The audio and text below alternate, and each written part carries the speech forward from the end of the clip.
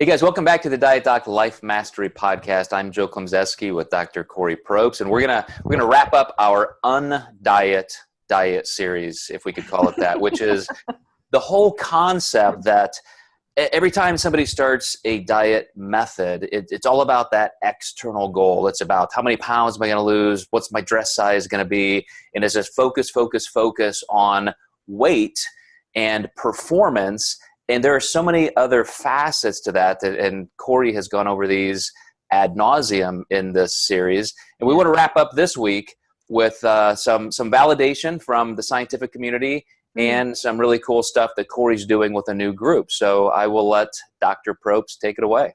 Right. Thank you, Joe. So yes, there was an article in the observations section of Scientific American, actually, that came out just on the 8th of this month, July 8th, 2019. And it was written by Dr. Linda Bacon. And she's a professor, she's a researcher, she's at the helm of the Health at Every Size movement, and that's actually the name of one of her books. And they promote an anti-diet approach to health. And so first, like, Linda Bacon is just awesome.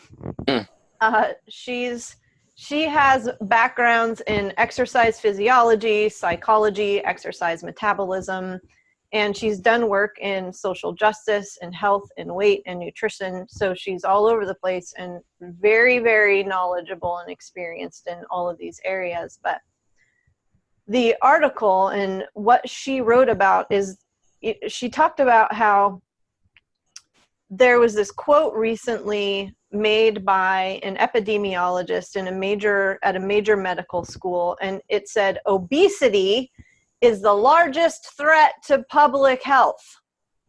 And the entire article is all about her kind of dispelling the truth in this, and how this is exactly what creates oppression when the focus is on weight and body size.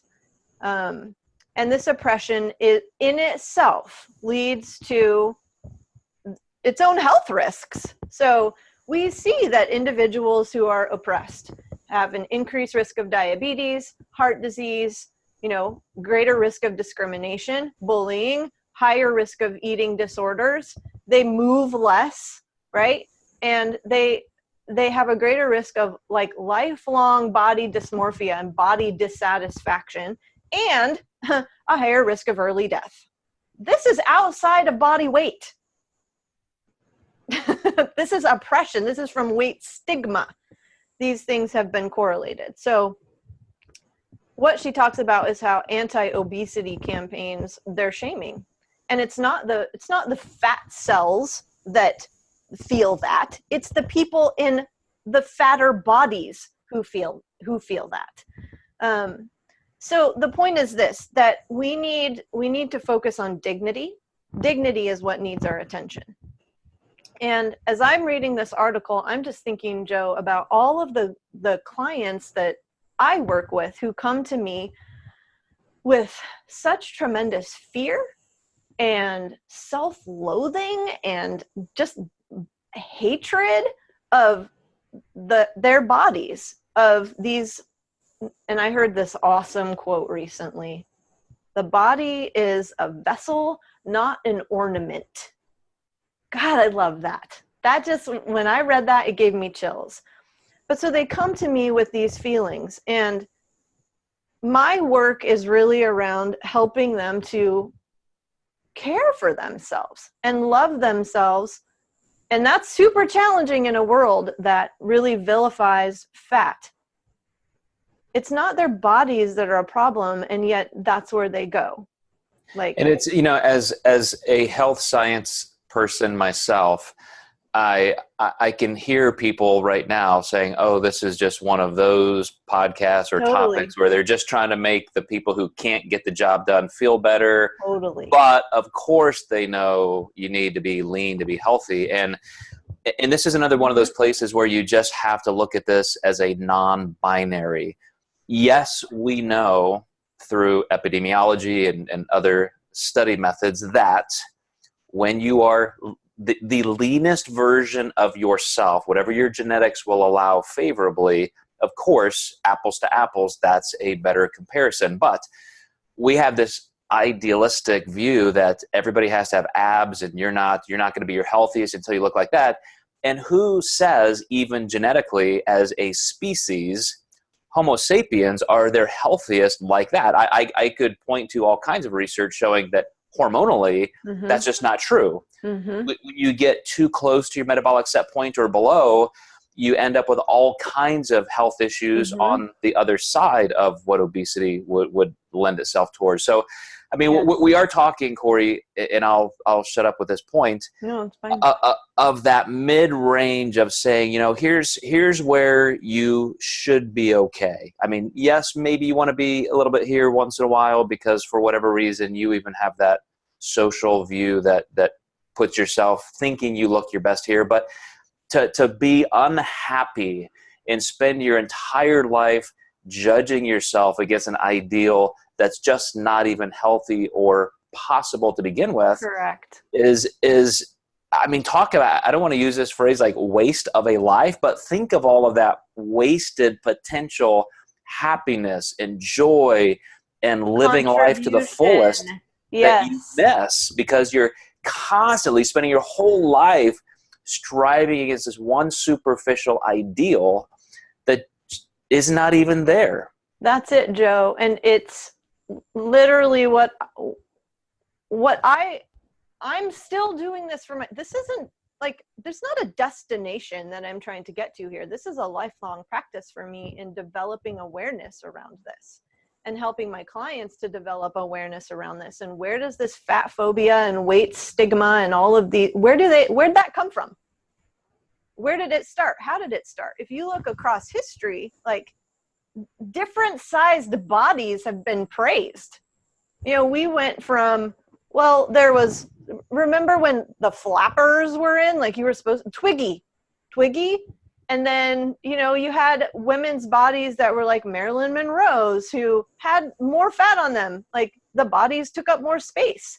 So where we're at right now is not where we have been, but there's always been weight stigma. There's always been weight stigma. That's always been there. So to develop a level of awareness around that, it's difficult. It's difficult to start to practice loving yourself, loving your body exactly as it is, and have this focus on self-care versus self-control and restriction, and I have to look this certain way in order to be acceptable. It's very difficult in this society. But so, you know, you're talking about, and we're discussing increasing the level of awareness with our clients, but this has to happen on a global level, like with medical professionals and fitness professionals and healthcare professionals. I received an email recently from a previous client who, you know, she's in her 60s now, but wants to go back to school to become a nurse and focus on weight loss. This is part of the problem. Like, why do we assume that if a person in a larger body comes into a medical establishment that they automatically should lose weight? We can't assume that that's what they need. So, okay, off of my soapbox. I have this course, want to kind of go into that because this is what it's all about. This Dear Body Thank You body advocacy program that I have just launched registration for. We have a month to register. It starts on August 8th. There's nothing particularly important about August 8th. It's my birthday, but I'm going to be 41. And I think that the compelling thing about that for me, I chose the day because it's my birthday, is that, again, I am still learning and still growing and still understanding, and yet there's still a ton of uncertainty for me. And that doubt and that uncertainty, what I continue to learn and continues to be reinforced in my life is that that's never going away, ever. if there's one thing I can count on, it's, be certain about, it's that uncertainty is perpetual. It's always going to be there. And I want to help my clients to learn how to navigate that. Like, learn how to accept all of that, all of this, everything, the dark, the light, I don't even understand what I'm feeling right now. This emotion is super uncomfortable. So in that vein, I had a client who wrote me, she didn't write me, she wrote her body. She wrote her body a letter because all of what I'm discussing right now has really come to a head for her. She is exhausted with trying to control things and have everything be this very sort of black and white, always, never, bad or good, very binary, dualistic approach to her life. She wants to be happy. She wants to feel a sense of peace and freedom with her body. The one thing, if there's one thing that she wants to try to change, it's that she has high blood pressure. You know what? And that might be something she can't change. Well, the interesting thing, Kori, too, and I'll let you get to reading the letter, is, you use the word binary, which is one of my favorite words because it's such a cultural myth. It's just the way our brains work. It's not that we're saying, this is either or. You either have to, accept who you are and love yourself, love your body, and move on. Therefore, you're not going to try and improve. But it's that acceptance, it's that sense of peace that will make it so much easier to make gradual change. And so you'll end up getting where you want to go, but you're not focused on the metric of it. Yes. It's the internal, peaceful self-acceptance that will then allow that change to come so much more easily. Most people misunderstand self-acceptance. I've changed that word for a lot of my clients, and it's attentiveness. Like, true self-acceptance is this commitment that says, I refuse to be adversarial with myself. Whoa, that changes the game a little bit. It's not, okay, fine. I accept the situation. Like, with this sense of like indignance and like I think for a lot of people, self-acceptance, it feels begrudging. Like, we have to do a whole episode on that because I love what you just said, and that's the first time you had said it to me. So now my brain's going way over there. So stop it. We'll talk about that at another time. But go ahead and read this letter, because this letter was prompted because you titled your course, or at least subtitled it, Dear Body. And so obviously this person who's registered is getting ahead of the curve and is already embracing your concept. It really is, yeah, because the first part of the course is all about developing awareness. And then we move into, through acceptance, through like changing our attention into advocacy for our bodies. And so she's really like, she's moving through those stages, those levels. But so here's what she said. Dear body, I'm having a hard time loving you. But, and she put but in all caps, I know I need to work on changing that. I want to do something for you, for us. I know it's kind of rough carrying us around. I know you really don't feel well. I know I often ignore you or say, quote, I don't care, unquote. I also know that's just not right. You deserve more respect than that. So here's my plan for the next 2 weeks, including both do's and don'ts. 1, I'm not going to weigh you for the next 14 days. I know weighing gives me information, but let's just give it a rest for a couple weeks. 2, I'm not going to write down and count macros for everything I feed you. Again, I'm not saying I'll never do it again, but I need to try it in combination with all these other things. 3, if something derogatory about you forms in my mind or is uttered from my lips, I'll become aware and stop it. Then apologize and give you a compliment. what you really deserve. 4, I'll rely on awareness and what I have learned to guide me when I feed you. 5, I'm going to support you and encourage you when it's time to bring some movement into the picture. We'll do some of the exercises we used to do with our personal trainer, you know, back when I often showed you how much I cared about you, and knowing it was as beneficial to me as it was to you. Your movement made you feel better physically and helped to make me feel better mentally, emotionally, and spiritually. It's mutually beneficial. Now, why would I argue about that or fight that? 6, every day I'll take the time to review and journal what we did or did not accomplish that day and share my feelings about it. This will help to increase my awareness and continue my commitment. 7, for accountability, I'll share our progress, our journey with Kori, at least as much as she can tolerate. And this part was funny, Joe, because I'm like, do I have to choose sides? I hope something's funny, because you're making me cry here. So hit me with something funny. Yeah, can I be friends to you both?